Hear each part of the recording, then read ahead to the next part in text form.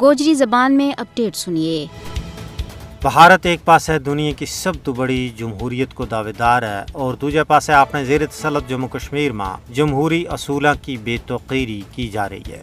اپنوں پیدائشی اور بنیادی حق منگن کی پاداش میں کشمیری عوام پر اپنی 10 لاکھ تو زیادہ غاصب اور جابر فوج کے ذریعے وہ مظالم کرا رہے ہیں جن کی تفصیل جان کے پتھر کو دل بھی پسیج جائے گا۔ کشمیری اس وقت ایک سنگین صورتحال میں زندگی کا انتہائی تلخ ایام گزارے ہیں۔ انہاں کی جان، مال، دین اور عزت و آبرو داور لگی ہوئی ہے۔ ہر وقت غلامی اور جبر کو گھوپنے رہا ہے۔ وہ گزشتہ 7 دہائیاں تو بھارتی غلامی کی بھیڑیاں میں جکڑے ہوئے ہیں۔ انہاں کی زبانوں پر بھی پیر آئے ہیں۔ انہوں نے اپنا حق کی آواز انصاف پسند دنیا توڑی پہنچان کی ہرگز اجازت نہیں ہے۔ 5 اگست 2019 تو بعد صحافی پابند، قائدین حریت قید، کارکنوں پر قہر سامانی، انسانی حقوق کا محافظہ نہ بندی خانہ کی نظر کی ہوگی ہوا ہے۔ عملاً ریاست جموں کشمیر ایک زندہ جہنم میں تبدیل ہو کے رہ گئی ہے۔ ہر بکھی لہو کی چھنڈک اور شہیداں کا قبرستان آباد ہے۔ کشمیر میں دفعہ 370 کی منسوخی تو بعد انسانی حقوق کی خلاف ورزیاں میں بے انتہا باد ہو گیا ہے۔ تجارت، سیاحت، تعلیم اور طب سمیت تمام شعبہ تباہی کو کھلو منظر پیش کر رہے ہیں۔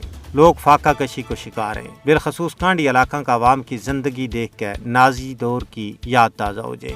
روزانہ کا ظلم و ستم اور تلاشیاں کی کاروائیاں نے عام بندہ کی زندگی عذاب بنا کر رکھ چھوڑی ہے۔